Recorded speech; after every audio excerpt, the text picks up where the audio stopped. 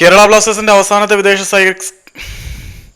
കേരള ബ്ലാസ്റ്റേഴ്സിന്റെ അവസാനത്തെ Kerala Blasters F സിയുടെ അവസാനത്തെ വിദേശ സ്ട്രൈക്കർ സൈനിങ് ജീസസ് ഇവനസ് ആണ് എങ്കിൽ സന്തോഷം നൽകുന്ന കാര്യമാണെന്ന് ചോദിച്ചു കഴിഞ്ഞാൽ ഒരു ആവറേജ് ചുഖം കിട്ടും എന്നാണ് എനിക്ക് പറയാനുള്ളത്. കാരണം ജീസസ് നല്ല പ്ലെയറാണ് എന്ന കാര്യത്തിൽ നമുക്ക് സംശയമൊന്നുമില്ല. ഒരു പക്ഷേ അൽവറോ വാസ്കസിനെ പോലെ നന്നായിട്ട് കളിക്കാൻ കഴിയുന്ന ഒരു താരം തന്നെയാണ് പുള്ളിക്ക് കേരള ബ്ലാസ്റ്റേഴ്സിൽ കൃത്യമായിട്ടുള്ള റോളുണ്ട് എന്നൊക്കെ നമുക്ക് വിശ്വസിക്കാമെങ്കിൽ പോലും നമ്മൾ ലാക്ക് ചെയ്യുന്ന മറ്റൊരു പ്രശ്നം കൂടിയുണ്ട്.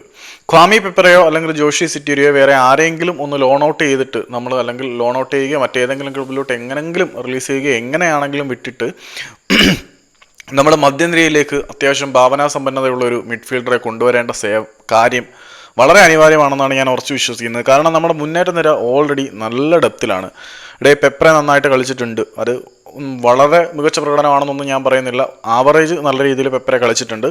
പിന്നെ നോഹ നന്നായിട്ട് കളിച്ചിട്ടുണ്ട്. ലൂണ നന്നായിട്ട് കളിക്കുന്നുണ്ട്. ഐമനും കിട്ടിയ അവസരങ്ങൾ നന്നായിട്ട് മുതലെടുക്കുന്നുണ്ട്. ഈ ഒരു സാഹചര്യത്തിൽ ഒരു സ്ട്രൈക്കർ കിട്ടിക്കഴിഞ്ഞാൽ നമുക്ക് വളരെ വലിയ ആഡഡ് അഡ്വാൻറ്റേജ് ആണ്. ഇപ്പം നമ്മൾ ജോഷുവ സിറ്റിയുടെ കളി നമ്മൾ കണ്ടിട്ടില്ല. പെപ്രെക്കാട്ടി കുറച്ചുകൂടി ക്വാളിറ്റിയുള്ള കളി നമ്മൾ ജോഷുവ സിറ്റിയിൽ നിന്നും പ്രതീക്ഷിക്കുന്നുണ്ട്.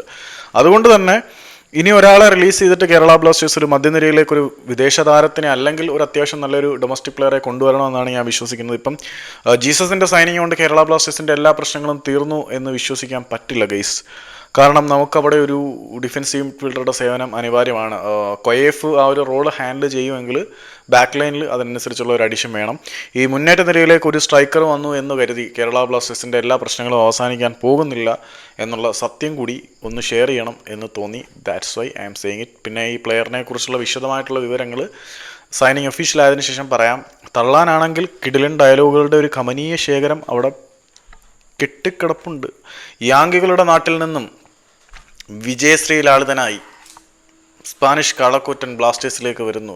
ഗ്രീക്ക് ദേവൻ ബ്ലാസ്റ്റേഴ്സിന്റെ പടി കടന്നു പോയപ്പോൾ യാങ്കികളുടെ നാട്ടിൽ ജീസസിനെ പോലെ അവതരിച്ചവൻ സ്വപ്നങ്ങളുടെ ഗിരിശൃംഗങ്ങളിൽ നിന്നും കൊമ്പന്മാരുടെ തട്ടകത്തിലേക്ക് വരുന്നു എന്നൊക്കെ താളത്തിൽ അടിക്കാം. പക്ഷെ ഇപ്പം അടിക്കുന്നില്ല.